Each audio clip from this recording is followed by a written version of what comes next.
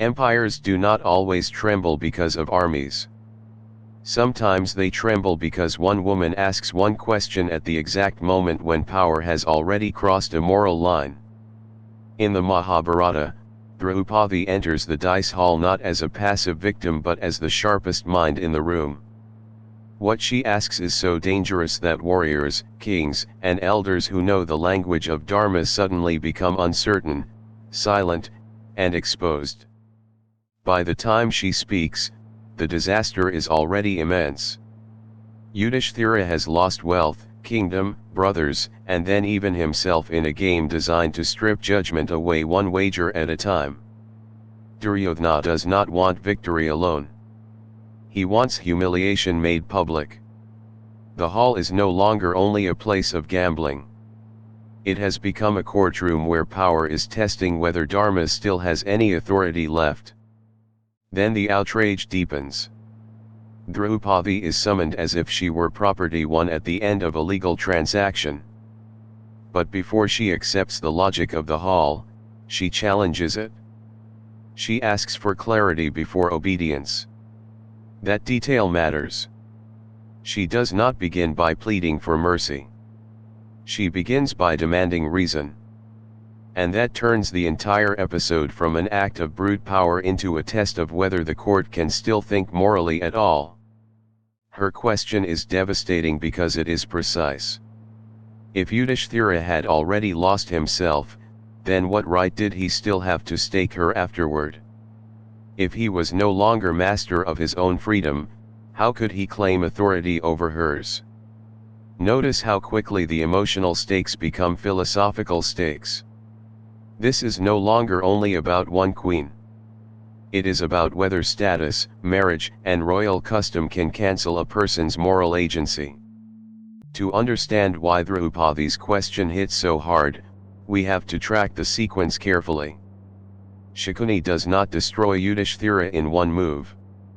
He destroys him by making loss feel reversible for one more round, then one more round, then one more round. That is how bad systems often work. They keep a person inside the game long enough that judgment weakens before the final outrage appears. By then the hall has already been morally rearranged. First come the outer losses. Wealth, power, territory. Then the human losses. Brother after brother is wagered into defeat until the game feels almost unreal, as if royal dignity itself has become a pile of tokens on a board. This is important because the court keeps allowing each step. No one stops the procedure early enough. That means Draupadi's later question will not only accuse Yudhishthira. It will silently accuse everyone who watched the slope and called it order.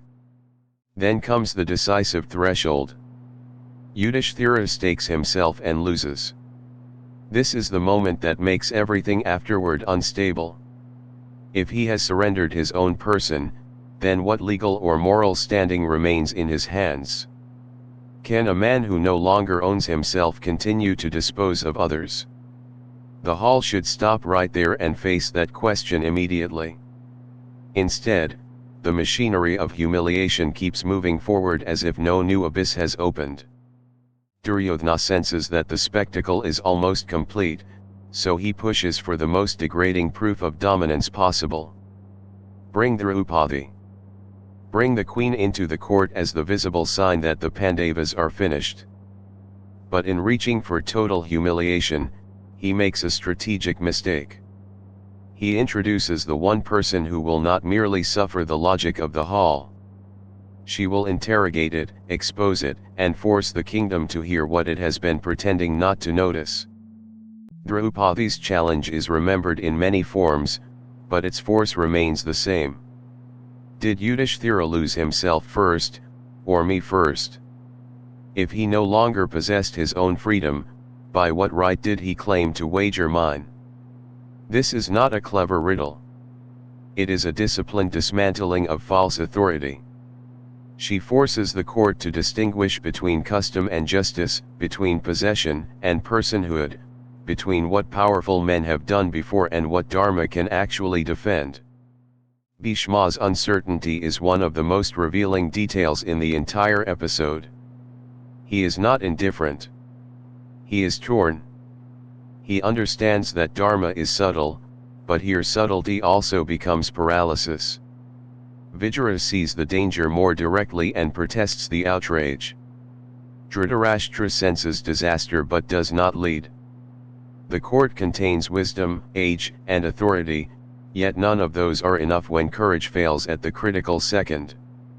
Draupadi's question exposes not ignorance but compromised will. And this is why the scene becomes even more dangerous. Instead of stepping back from the abyss, some voices push the hall further into cruelty. Karna and Duryodhana treat humiliation as if it were proof of legal victory. But that only sharpens Draupadi's moral advantage. When power grows louder instead of more reasonable, everyone watching can feel the difference between force and legitimacy. The court is no longer deciding a wager. It is revealing its own moral bankruptcy in public. What makes the scene unforgettable is that Draupadi seizes the moral center of the room without armies, weapons, or rank. She does it through clarity. Her question turns victimhood into judgment. Bhima's rage, Yudhishthira's shame, and the elders' hesitation all begin orbiting the force of what she has asked. The court thought it was summoning a defeated queen. Instead, it summoned the very standard by which its own actions would now be measured and found wanting. People often say Draupadi's question shook the court, but it shook something deeper than that. It shook the confidence that inherited rules automatically protect justice. If a wife can be treated as transferable property even after the husband has forfeited himself, then what exactly is Dharma doing in that room? Her challenge forces a terrifying realization. Systems that speak the language of righteousness can still be bent by fear, power, and habit until they stop defending the vulnerable at all. That is why the silence of the elders matters so much. The Mahabharata is not naive about complexity. It knows Dharma is subtle. But subtlety becomes dangerous when it gives cowardice a respectable disguise.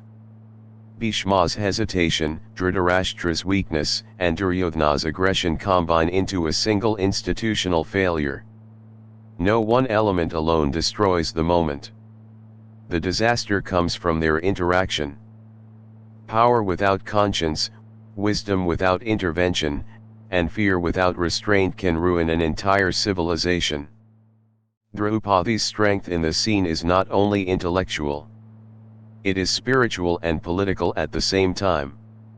She refuses to let the hall define reality for her. Even while surrounded by hostile power, she insists that truth still exists beyond whoever is shouting the loudest. That insistence is what makes the moment enduring. Dharma is not preserved merely by quoting old norms. It is preserved when someone has the courage to ask whether those norms are still serving truth in the present crisis. This is also the moment when the question stops being abstract and becomes historical. If the court cannot answer Draupadi justly, then the Kuru order has already begun to rot from within. What follows later on the battlefield is not born only from rivalry over land. It is born from this collapse of legitimacy. A kingdom that cannot protect dignity inside its own assembly is already preparing its own funeral, even if the drums of war have not started yet. Once the hall reaches this point, even temporary rescue cannot undo what has been revealed. Bhima's fury becomes vow. Draupadi's humiliation becomes memory that will not fade. Duryodhana's triumph becomes proof of how far the Kuru order is willing to go when unchecked. In political terms, the assembly is still standing. In moral terms, something central has broken. The bond between royal authority and trust has been severed in front of everyone who matters. Dhritarashtra eventually moves to contain the disaster, offering restoration and trying to calm the storm that his weakness helped create.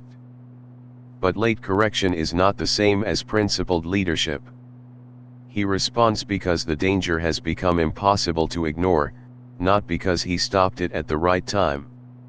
The Mahabharata keeps showing this pattern. Leaders who postpone moral courage often imagine they can repair legitimacy later.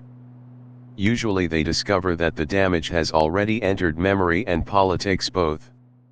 The exile that follows is not just punishment after a game. It is the extension of a moral wound. Draupadi carries the unanswered question with her. The Pandavas carry the shame of having failed to stop the outrage in time. Every later promise of justice, every vow, every strategic choice in the march toward Kurukshetra is haunted by this hall. That is why the episode feels larger than one incident. It becomes a permanent measure of what the Kuru state truly was when tested. And notice the final strategic cost. When a ruler or court crosses obvious moral boundaries and refuses honest correction, it loses the invisible strength that keeps people loyal in crisis. Duryodhana still has armies, but he no longer has innocence. The elders still have titles, but they no longer have clean moral ground. Vidura still has clarity, but he is outnumbered by weakness and pride. The dynasty continues outwardly, yet inwardly it is already walking toward self-destruction. So why did Draupadi's question shake Dharma? Because it exposed the difference between a society that speaks about righteousness and a society that can actually defend it under pressure. Her words forced everyone in that hall to confront whether law had become a servant of power. She did not ask for a sentimental exception. She asked for a coherent moral answer. And when the court could not provide one, its authority was wounded in a way no ritual could easily heal. That is why the episode remains painfully relevant.